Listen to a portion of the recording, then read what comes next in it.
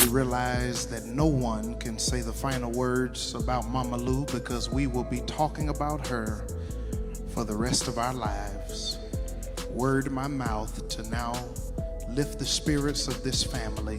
Have you ever been at a funeral, deep in your emotions, when someone says something so unexpected that it pulls you right out of your grief? That's exactly what happened when Reverend Jesse Jackson got up to speak at the funeral of gospel legend Della Evans Reid. People had come to the church that day expecting what you usually hear at a funeral: kind memories, soft-spoken tributes, and gentle reflections. But Jesse didn't go down that familiar road. When he took the mic, he didn't just offer a few nice words. He told the truth. And not the easy kind. What he said made people stop. Some were shocked. Some cried harder. Others whispered, "Did he really just say that?" But everything he said came from a real place. He didn't dress it up or hold anything back. The final farewell for Chicago gospel music legend Dr. Della Evans Reid. Her wake and celebration of life featured powerful memories and music. It wasn't about stirring drama, it was about finally saying what should have been said a long time ago.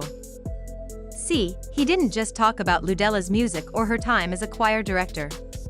He talked about her influence, her impact, the way she shaped not only church music but entire communities. He reminded everyone that Della Evans Reid wasn't just a woman who led choirs, she was the sound of gospel for generations. Yet somehow, she was often left out of the spotlight. And coming from Jesse Jackson, someone who lived through the civil rights movement, who knew Della personally, and who watched her dedicate her life to ministry, those words hit deep. His tribute didn't sound polished or rehearsed. It was raw, honest, and it needed to be said. But to really feel the full weight of Jesse's words, you've got to know who Della Evans Reid was. Della wasn't just another choir director. She was a force.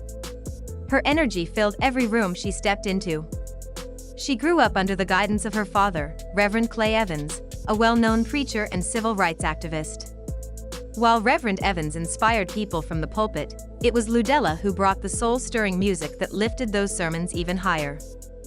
She began leading choirs at Fellowship Missionary Baptist Church on Chicago's South Side at a time when very few women were allowed to lead at all.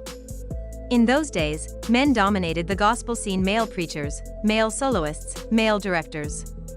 But Della didn't wait around for anyone's approval. She took charge. She transformed the music ministry into something unforgettable without ever asking to be in the spotlight. Under her direction, that church became known not just for its powerful preaching, but for its unmatched sound. Just think it's slightly unfair that she didn't get to make it to her birthday. She built choirs that could thunder like a storm one moment and fall into a tender whisper the next.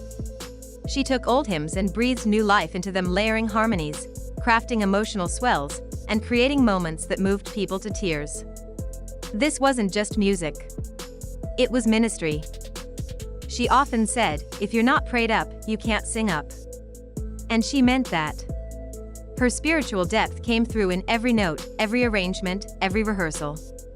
And her influence didn't stop with her own church. She helped shape the sound of major gospel groups like the Chicago Mass Choir and the Soul Children of Chicago. Many of today's most celebrated gospel artists either learned from her directly, studied her work, or were taught by someone she had mentored. And yet, the recognition rarely came her way. She wasn't on TV. She didn't put out solo albums. She didn't seek fame.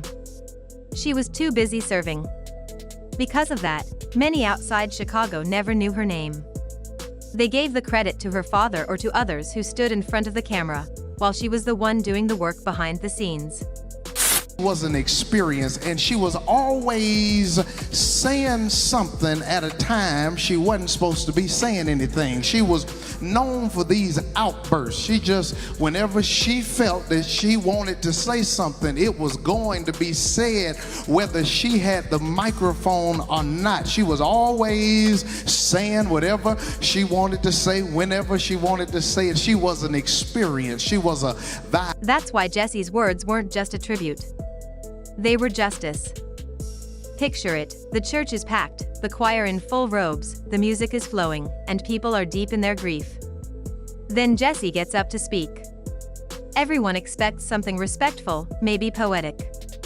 But instead, he speaks truth. He says women like Della carried the church for decades. They led the music. They kept the spirit alive. They held everything together without ever being officially recognized. He called her the unpaid pastor behind the pulpit. That line hit the room like a wave. People gasped.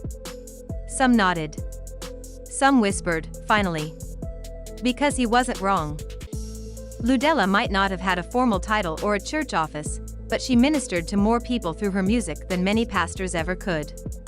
She led with purpose. She healed through song. And she did it humbly, always in the background. That moment shifted something. The church grew quiet, then the amens started. Because even if it was hard to hear, it was true. And Jesse didn't back down. He stood firm. His words gave voice to what so many had felt but never said out loud. Because really, how many Black women have built churches from the inside, mentored generations, sacrificed time, energy, and spirit only to be left out of the stories? Jesse made sure Della wouldn't be one of them. He didn't just honor her, he told the truth about her legacy. And that truth hit harder because of who Jesse is. He didn't just know her from a distance. Their lives were deeply connected. They both came from the same roots: Chicago's church and civil rights scene. Della's father, Reverend Clay Evans, was one of Jesse's closest allies. They marched with Dr. King.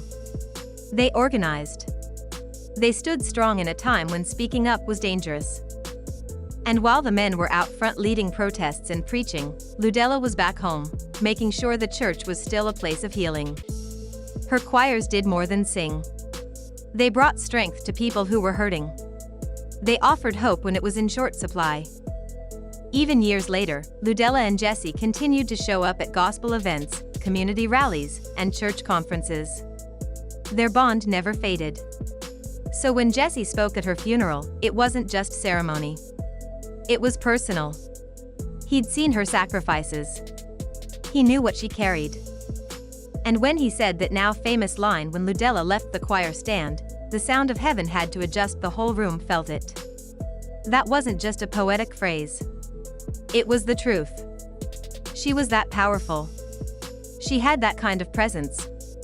Her leadership held so much spiritual weight that even heaven had to make room for it.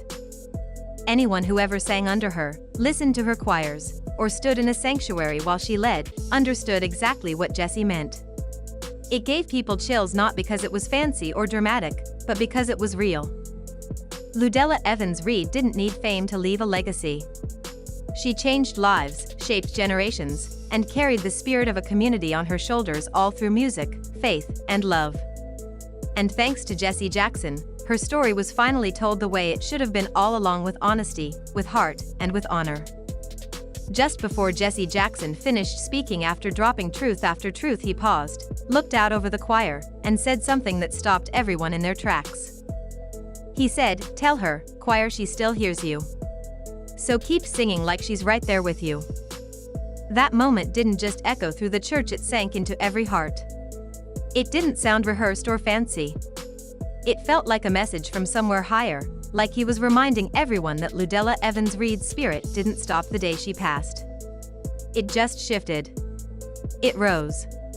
You could almost feel her presence filling the room, lifting into the air with every harmony, every note that was sung with love and purpose. It was more than beautiful, it was powerful. And in that second, everyone in the building felt it. She wasn't gone. She just took her seat in the balcony of heaven, still watching, still listening, still guiding the music and spirit. And if you've seen the footage, you already know what happened next. Choir members began to break down right on stage. You could see it on their faces, some trying to hold back tears, others just lowering their heads, overcome. That wasn't a performance anymore. That church turned into a holy space all over again. It felt like one more Sunday morning under Mother Lou's direction. One last revival. One more time to feel that same strength and spirit that she had poured into generations of singers. Because what Jessie said didn't just hit people's grief, it hit their calling. It reminded them of the purpose behind every song she ever taught, every rehearsal she ever led, every prayer she ever whispered before raising her hands to direct. Let's be honest, nobody left that funeral the same. And here's the truth, Jesse Jackson didn't get up there to play it safe. He didn't show up to give some polished, press-friendly speech. No. He came with truth. He came with love. He came with fire. He honored Della Evans Reid the way she truly deserved as a giant in gospel music, as a leader who carried the weight of generations, and as a woman of God who gave everything to the ministry. He called her what she really was: a spiritual architect, a mentor to many, and a mother of music. And with every word he spoke, he made sure the world knew just how heavy her crown really was. So now it's up to us. If you've ever been moved by a gospel song from Chicago, if you've ever heard a choir that made you cry, shout, or feel like God was in the room, if you've ever been lifted by the voices Della shaped, mentored, or inspired, then you carry a piece of her legacy too. Don't let her name fade. Keep the memory alive. Drop your favorite Della moment in the comments below, maybe a story, a song, or just how her music made you feel. Let's turn this comment section into a celebration of her life. And if you know someone who needs to hear this, someone who loves gospel, someone who values truth, someone who needs to remember what real ministry looks like, send this video to them. Tag them. Share it. And if you believe that Della Evans Reid deserves to be remembered not just for her voice, but for her heart, hit that like button. Help us make sure her name is never forgotten. This isn't just history. This is legacy. And it lives on through us.